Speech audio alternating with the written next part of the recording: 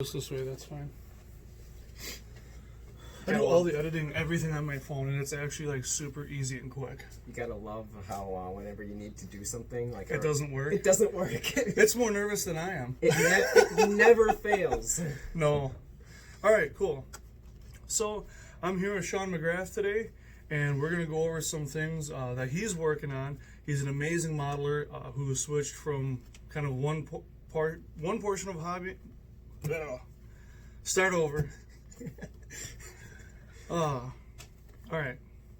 So I'm here with Sean McGrath today. He's an amazing modeler, kind of focusing on the Milwaukee Road, and he kind of seems to specialize in the GP20s and SD10s. It seems to have found me, I think, actually. So you want to talk about a little bit of how you got into these? Because you started out with model planes, isn't that right? Yeah, that's correct. So I started off as a model plane builder. This was actually my first airplane I ever built, F-86 Sabre in 1/72nd scale. My dad and I used to build these model planes. I was in 4-H when I was younger. I'm not in it anymore, but I used to do scale model building for 4-H. And him and I, we started building this plane, and it was the first one I ever did. And it kind of got me into the hobby of building models as well. And that's how I got all my painting techniques and my masking techniques. And really, I hold masking to the highest degree. That's the biggest thing that I think a modeler should know is masking. So you painted this whole thing, the yellow, the stripes, the silver, everything yourself? Since it was my first model, my dad did a lot of helping with me. And the yellow stripes that are on this model, they're actually decals, but a lot of that stuff you can't really tell. But all the stuff underneath, though, there's underneath these wheel wells, there's green and whatnot for the inside interior of the plane. That stuff you have to mask off when you build these planes. There's a whole process to building planes. You have to assemble the interiors first, then glue the two halves together, and then paint the whole thing in detail. Sounds like a good way to get started. Lots of detail to help you focus and kind of prepare for what became your next step. So, and then I kept building planes, and I got a bit bigger. I started to do more detail intense planes, and this plane was my last plane I built before I switched fully to trains. And this is a de Havilland Mosquito, which I painted in a wood grain pattern as if it weren't painted yet in the RAF colors. And the de Havilland Mosquitoes are actually made of wood entirely, which is why I've done wood grain on it. Nice. So how much, I guess, prototype development do you look into before you did the model planes? Because obviously with the model trains that you've done here, you've gone above and beyond what some modelers would do. And with the planes, is there as much to look into? It's kind of harder to do with airplanes, more due to the fact that if you're trying to do a specific number or letter of a plane, typically the market's oversaturated with that. But if you want to do something that's completely specialized, there's not many pictures, and detailed parts are more difficult to come by than as if you were building a model train. Okay.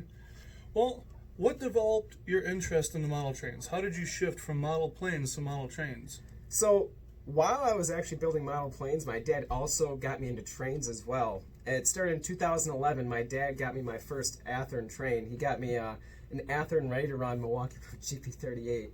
And I ran the snot out of that locomotive. And I still have it at home as well.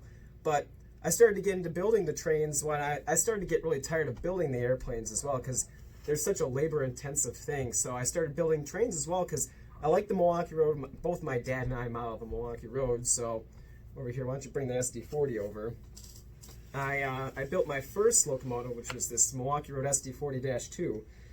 It was your standard blue box job. It had a chopped fuel tank. I super detailed it to an extent. It's not like super detailed compared to now, but it's got lift rings, grab irons, MU cables, snow plows, all that stuff. But to this day, it's still it's rocky with me. There's some parts that I wish I didn't do with it, but for what it is, it's a decent model. So this was kind of your kickoff with your GP38-2 as well, that just kind of got you into this stuff. Yeah, so the SD10s and the GP20s are actually a recent development. I only started doing it last year with the GP20s and SD10s. I've still been building train models beforehand. I've done a few custom models for a few customers of mine because I started getting into the business aspect as well last year. And I have a small model business called McGrath Models, named by myself, of course. And I do custom commissions. My first model for for a customer was a Milwaukee Road, of course, Kylie snowplow. And that was really the first really detailed scratch-built model I've ever done. And man, it really turned out great. Well, we'll have to see if we can get some pictures of that so we can tie it in at the end here. You still go see that once in a while, isn't it, right? Yeah, so it lives with a friend of mine down in Janesville. His name is Mike Bubrick. And whenever I go down to his house, I make sure to go see the Kylie snowplow. And it brings a smile to my face. That snowplow is honestly some of the best work I've ever done. And in terms of scratch building, it's top notch. So is it something you think you'd revisit and do again and try to improve on, or are you just going to kind of leave it be and just like let that... For the time being, I'm going to leave it as it is. For the availability of parts, I don't think I could ever build it again, just due to the fact that some of the parts I had were kind of like, this is like your one shot, because it was an Athearn Genesis tender, and I haven't found any single tenders of that type since then, so it might never be revisited again. But if I ever get the chance, I will do another Kylie plow. Nice. All right, well, let's get into these engines a little bit more.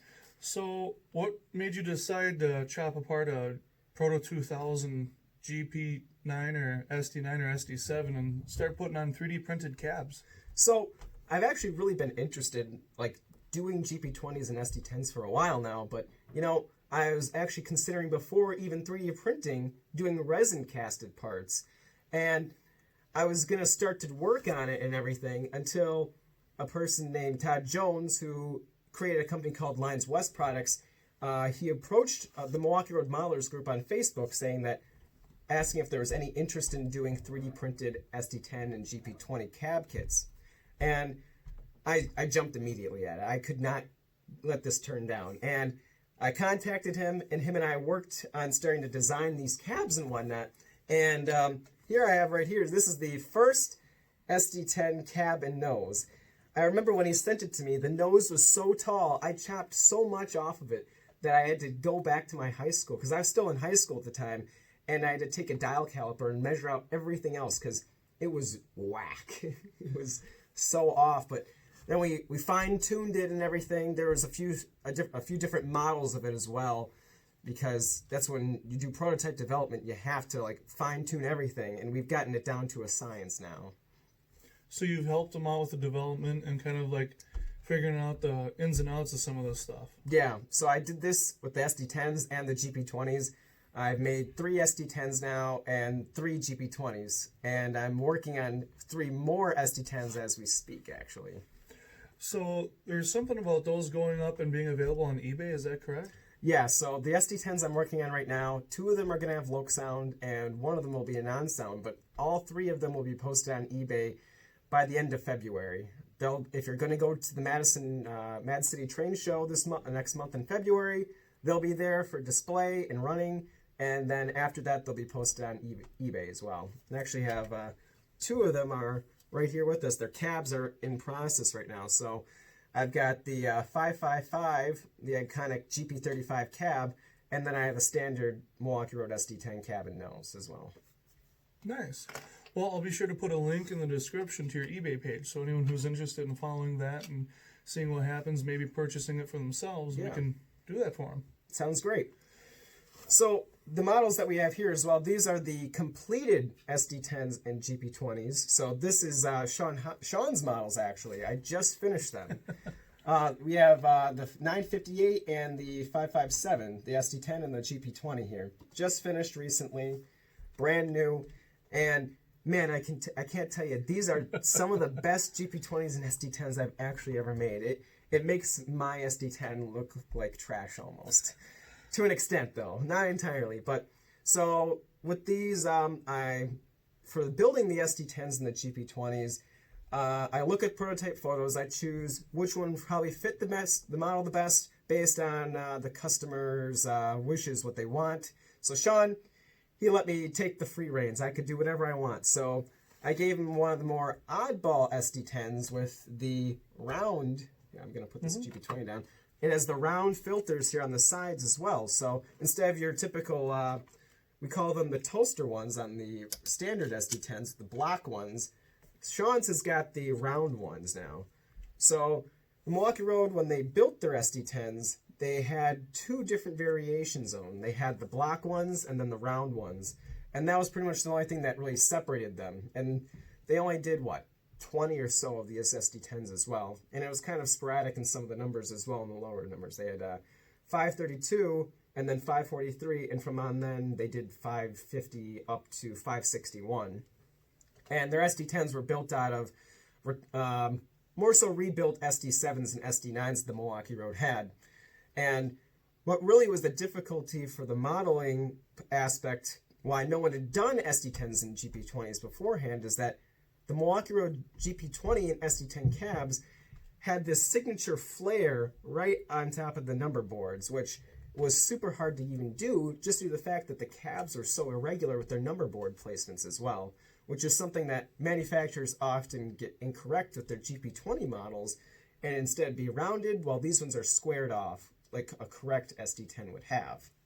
And these are 3D printed, so we can pretty much do whatever we want. Like the triple nickel cab, the 555, it's that square cab. We don't need to scratch build that anymore. We just 3D print it. And what's different as well is because 3D printing has changed a lot recently. That's why we're able to do these to such a fine degree. 3D printing is now with resin instead of your typical 3D printing material, which is you can get super detailed parts as well. And that's what is actually nice about it, is because we can do some details on these SD10s. There's actually separate piping on these air tanks that is 3D printed. I didn't have to do anything with that. I cut it out of the sprues and I install it into the models.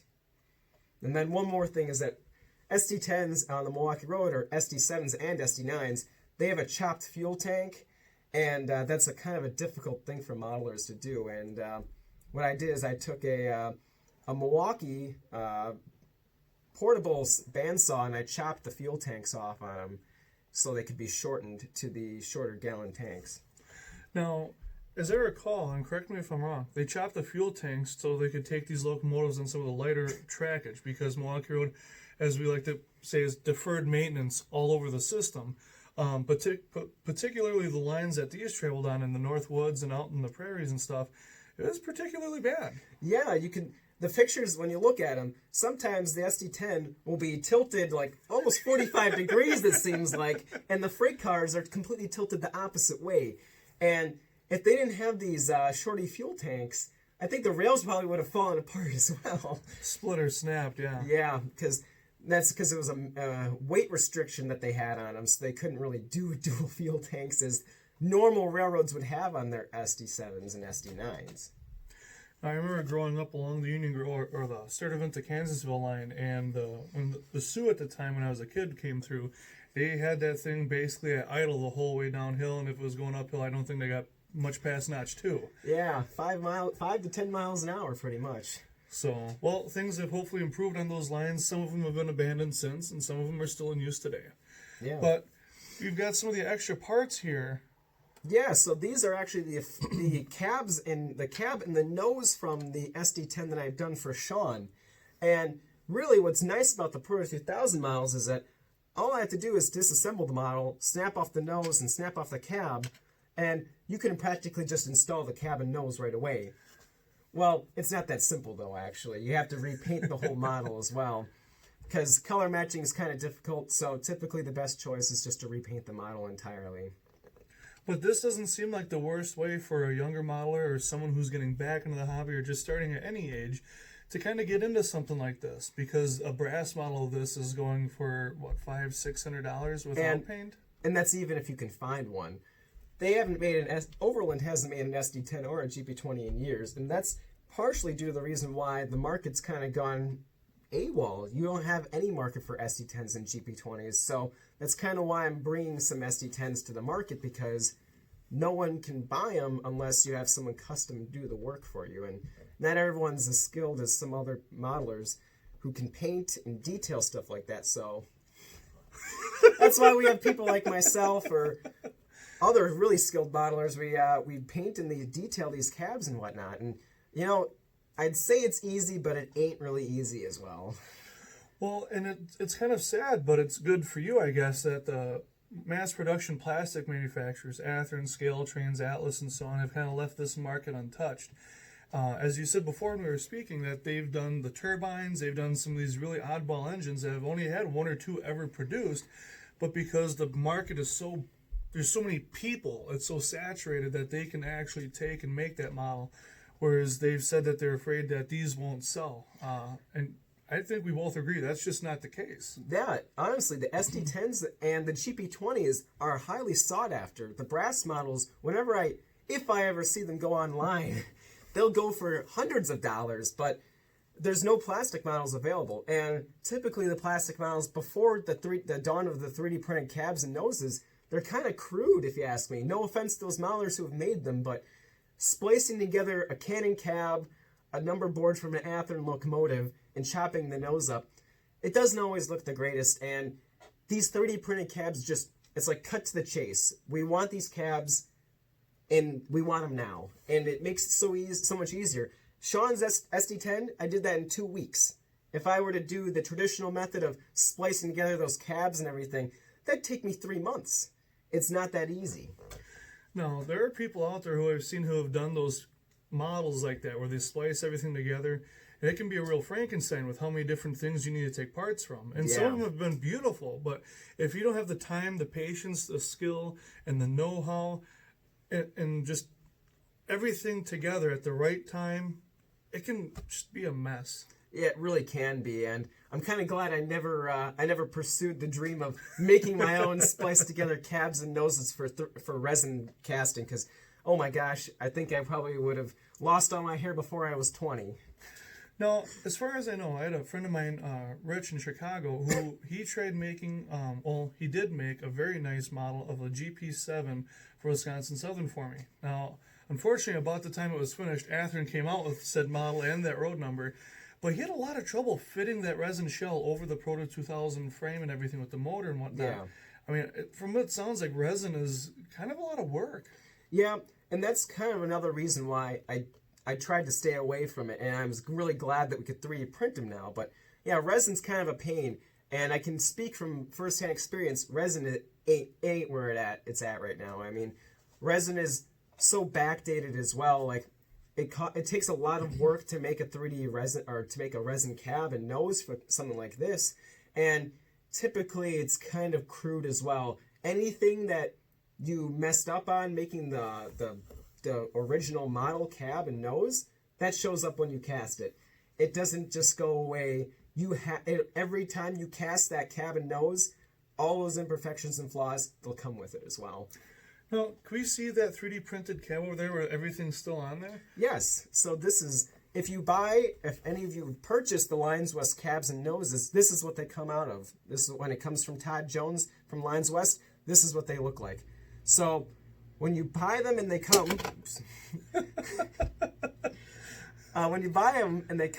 they actually have all these structural supports inside of them.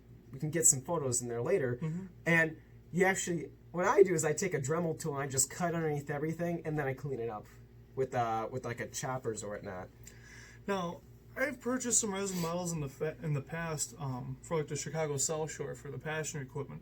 And when I got those, there was a ton of cleaning to do. You got all this flash all over the place. It made a mess. It took hours to do. And then you had to soap everything, scrub it clean. And that was before you even got to the cosmetic of touching everything up. Yeah, and that's the really nice thing about these 3D printed stuff is that really the only thing you have to do aside from chopping it out of its sprue is sanding. And the amount of sanding I've had to do on these models is so limited. I've only done it on the roofs of the cabs because kind of curves are 3D printing and curves. That's kind of like the downfall of 3D printing is curves still aren't really their thing yet. So all you have to do really for sanding in terms of these cabs is sanding the roof smooth more. And that's what I've done on Sean's models as well, of course.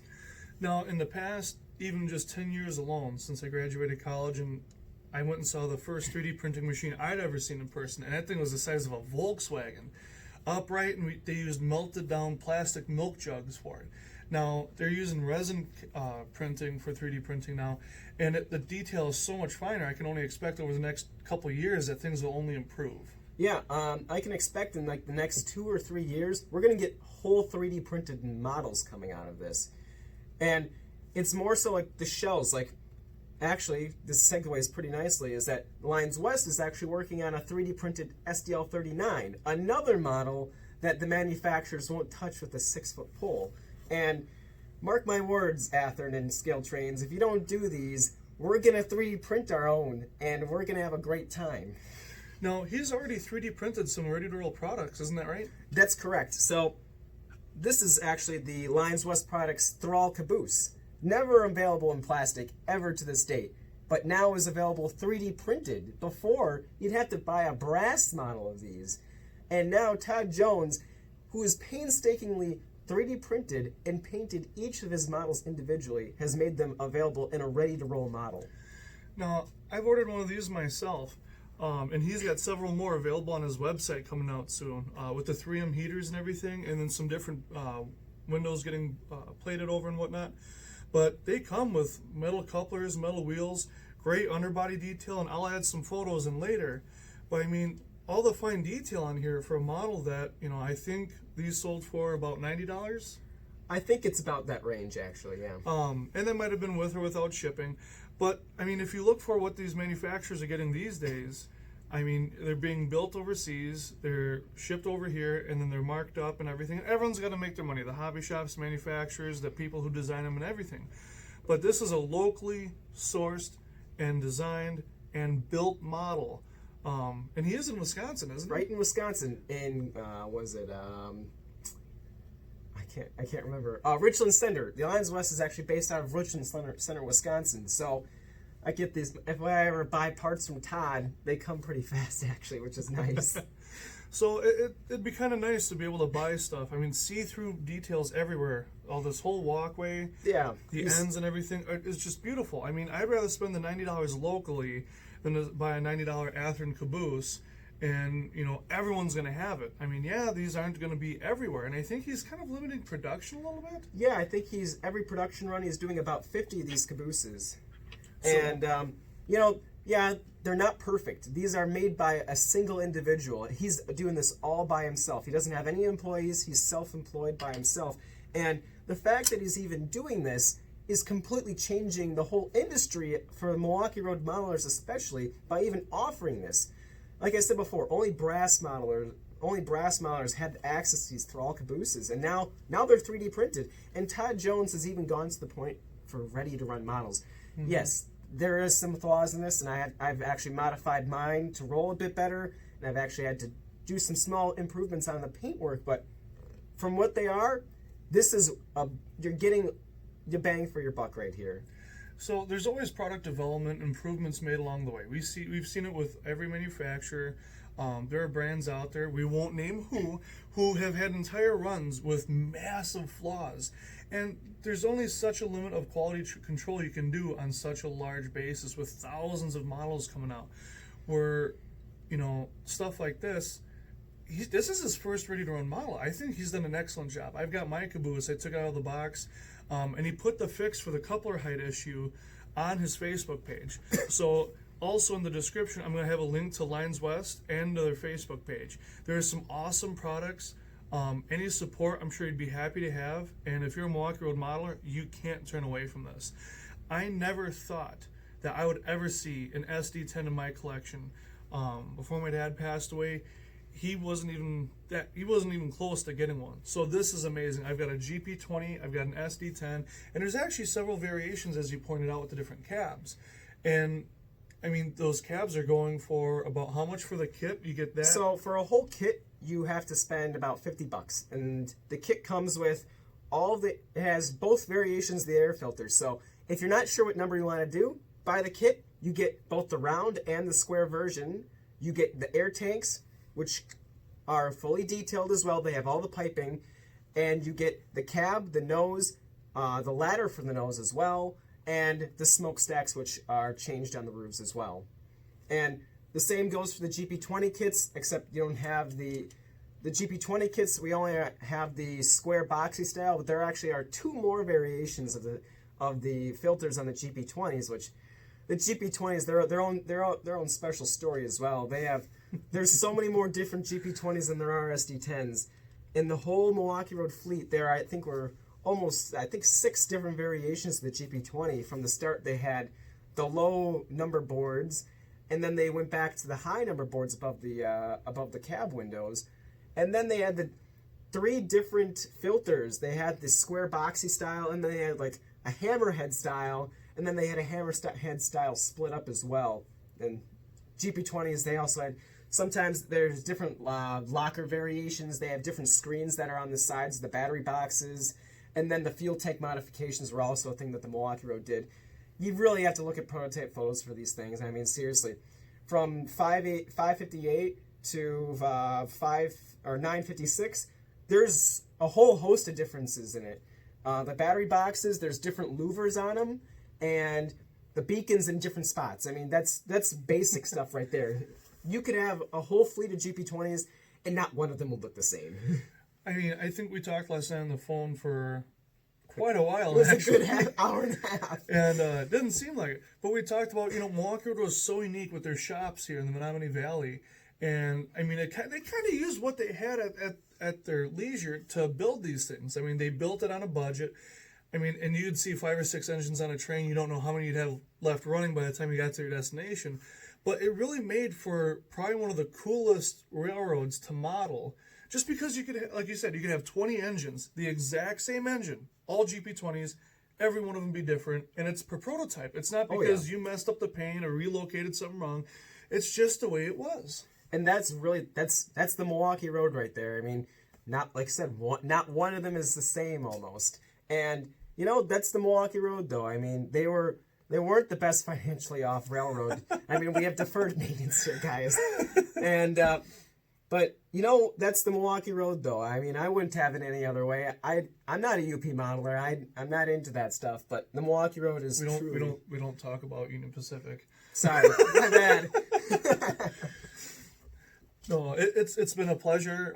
This is awesome. I can't wait to get everything touched up on these with the lights and whatnot. So we have come to a little bump in the road with the lighting because it requires different voltage than what the factory Lokesound decoders will provide. We need, 14 volts? We need 10 volts. We purchased the Aaron Hine electronics beacon, and it requires 10 volts to operate. And this beacon actually has 4 separate LEDs that rotate around like an actual RB1 beacon would.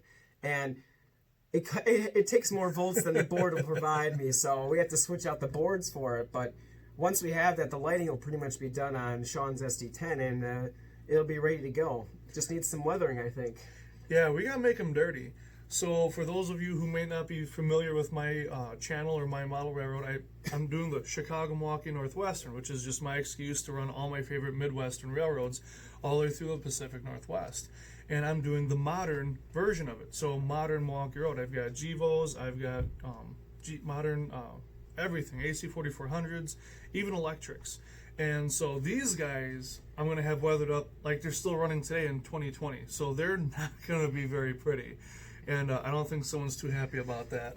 No way. No way, Jose. You can get your typical, sun-bleached F unit, but you can't destroy a locomotive by making it, after this, I can guarantee you it's going to be night and day differences. I'm sure the paint will barely be even orange at this point. It'll probably be pink after he's done weathering it. There might be something flaking. Yes, the paint flaking off. Yeah.